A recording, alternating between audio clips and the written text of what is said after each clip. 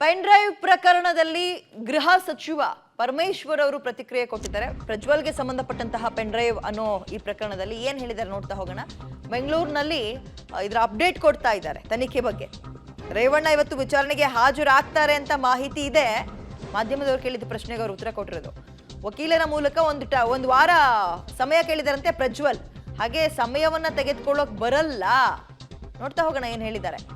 41A ನಲ್ಲಿ ಸಮಯವನ್ನ ಕೊಡೋಕೂ ಬರಲ್ಲ ಅಂತ ನೋಟಿಸ್ ಅನ್ನ ಅವ್ರಿಗೆ ಕಳಿಸಿರುವಂತದ್ದು. ಸಿಎಂ ಕೂಡ ಪ್ರಧಾನಿ ಮೋದಿಗೆ ಪತ್ರ ಬರೆದಿದ್ದಾರೆ. ಏನಂತ ಆದಷ್ಟು ಬೇಗ ಅವ್ರನ್ನ ವಾಪಸ್ ಕರೆಸ್ಕೊಳ್ಳುವ ಸಿದ್ಧತೆ ಮಾಡ್ಕೊಡಿ ಅಂತ. ಘಟನೆ ಬಗ್ಗೆ ವಿವರಿಸಿ ಪಾಸ್ಪೋರ್ಟ್ ರದ್ದು ಮಾಡಿ, ಬರ್ಲಿಲ್ಲ ಅಂದ್ರೆ ಶೀಘ್ರ ಕರೆದುಕೊಂಡು ಬರೋಕೆ ಸಹಕರಿಸಬೇಕು ಅಂತ ಸಿಎಂ ಪ್ರಧಾನಿಗೆ ಪತ್ರ ಕೂಡ ಬರೆದಿದ್ದಾರೆ ಅನ್ನುವಂತಹ ಮಾಹಿತಿಯನ್ನ ಗೃಹ ಸಚಿವ ಪರಮೇಶ್ವರ್ ಅವರು ಹಂಚಿಕೊಂಡಿರೋದು. ಅಂದ್ರೆ ವಿಚಾರ ಇಷ್ಟೇ, ರೇವಣ್ಣ ಅವರು ಇವತ್ತು 10 ಗಂಟೆಗೆ ಹಾಜರಾಗ್ತಾರೆ ವಿಚಾರಣೆಗೆ ಅನ್ನುವ ಮಾಹಿತಿ ಇದೆ.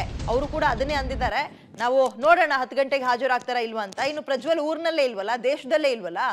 ಆಮೇಲೆ ಅವ್ರಿಗೆ ನೋಟಿಸ್ ಕೂಡ ಕೊಡ್ಲಾಗಿದೆ. ಸಿಎಂ ಸಿದ್ದರಾಮಯ್ಯ ಕೂಡ ಮೋದಿಗೆ ಒಂದು ಮನವಿ ಪತ್ರ ಕೊಟ್ಟಿದ್ದಾರೆ. ಬರ್ಲಿಲ್ಲ ಅಂದ್ರೆ ಪಾಸ್ಪೋರ್ಟ್ ರದ್ದು ಮಾಡಿ, ಆವಾಗ ಬರ್ಲೇಬೇಕಲ್ಲ, ಹೇಗಿದ್ರು ಕೂಡ ಸಹಕಾರ ಕೊಡಿ ತನಿಖೆಗೆ ಅಂತ ಮೋದಿಗೂ ಕೂಡ ಪತ್ರ ಬರೆದಿದ್ದಾರೆ.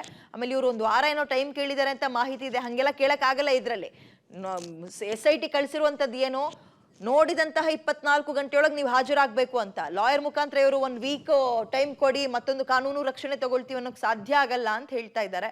ಸೊ ಇದೆಲ್ಲವೂ ಆದ ನಂತರ ಬಹುಶಃ ರೆಡ್ ಕಾರ್ನರ್ ನೋಟಿಸ್ ಅಂತ ಕೊಡ್ತಾರೆ. ಅಂದ್ರೆ ಅವ್ರು ಎಲ್ಲಿರ್ತಾರೆ ಅಲ್ಲಿಂದಲೇ ಅರೆಸ್ಟ್ ಮಾಡ್ಕೋಬಾರದು. ಆ ಒಂದು ಕಂಟ್ರೋಲ್ ಅಥವಾ ಆ ಪವರ್ SITಗಿದೆ. ಅದನ್ನೇನಾದ್ರೂ ಬಳಸ್ತಾರಾ ಆ ವೆಪನ್ನ ಗೊತ್ತಿಲ್ಲ. ಈಗ SITಗೆ ನಾವು ಕೊಟ್ಟಿರೋದ್ರಿಂದ ಅದರ ಬಗ್ಗೆ ಹೆಚ್ಚು ನಾನು ಮಾಹಿತಿಯನ್ನು ಕೊಡೋದಾಗಲಿ ಅಥವಾ ಅದರ ಬಗ್ಗೆ ಹೆಚ್ಚು ಚರ್ಚೆಯನ್ನು ಮಾಡೋದಾಗಲಿ ನಾನು ಮಾಡೋದಕ್ಕೆ ಹೋಗೋದಿಲ್ಲ. ಯಾಕೆಂತಂದರೆ ಗೃಹ ಸಚಿವನಾಗಿ ನನ್ನ ಹೇಳಿಕೆಗಳು ಅಧಿಕೃತವಾಗಿ ಇರ್ತವೆ. ಹಾಗಾಗಿ ನಾನು ಹೆಚ್ಚಿಗೆ ಅದರ ಬಗ್ಗೆ ಚರ್ಚೆ ಮಾಡೋದಕ್ಕೆ ಹೋಗೋದಿಲ್ಲ. ಈಗಾಗಲೇ SIT ಅವರು ನೋಟಿಸ್ಗಳು ಕೊಟ್ಟಿದ್ದಾರೆ. ರೇವಣ್ಣವರು ಇವತ್ತು ಅಪೇರ್ ಆಗ್ಬೋದು ಅಂಥೇಳಿ ತಿಳಿಸಿದ್ದಾರೆ. ಅಪೇರ್ ಆಗ್ತೀವಿ ಅಂತ ಹೇಳ್ಕೊಂಡಿದ್ದಾರೆ. ಆಮೇಲೆ ಪ್ರಜ್ವಲ್ ರೇವಣ್ಣ ಅವರು ವಿದೇಶಕ್ಕೆ ಹೋಗಿರ್ತಕ್ಕಂಥದ್ದು ಎಲ್ಲರಿಗೂ ಗೊತ್ತಾಗಿದೆ. ಈಗ ಅವರು ನಾನು ಒಂದು ವಾರ ಸಮಯ ಕೊಡಿ ಹಾಗೆ ಅಂಥೇಳಿ ಅವರ ವಕೀಲರ ಮೂಲಕ SIT ಅಧಿಕಾರಿಗಳಿಗೆ ಕೇಳ್ಕೊಂಡಿದ್ದಾರೆ. ಅದು ಕೊಡೋದಕ್ಕೆ ಬರೋದಿಲ್ಲ. 41A ನಲ್ಲಿ ಕೊಡೋದಕ್ಕೆ ಬರೋದಿಲ್ಲ. ಅದನ್ನು ಈಗ ನಮ್ಮ SIT ಅವರು ಕಾನೂನು ಸಲಹೆಗಾರರ ಜೊತೆ ಅಂದರೆ ಲೀಗಲ್ ಒಪಿನಿಯನ್ ತಗೊಂಡು ಮುಂದುವರಿತಾರೆ.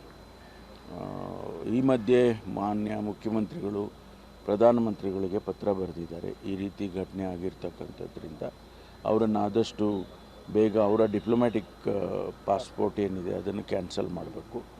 ಆಮೇಲೆ ಅವರನ್ನು ಆದಷ್ಟು ಶೀಘ್ರವಾಗಿ ಕರ್ಕೊಂಡು ಬರೋದಕ್ಕೆ ನೀವು ಸಹಕರಿಸಬೇಕು ಅಂತೇಳಿ ಪತ್ರ ಬರೆದಿದ್ದಾರೆ. ಇದರೆಲ್ಲರ ಬೆಳವಣಿಗೆಯಲ್ಲಿ ಮುಂದೆ ಏನಾಗ್ತದೆ ಅಂತೇಳಿ ನೋಡಬೇಕು.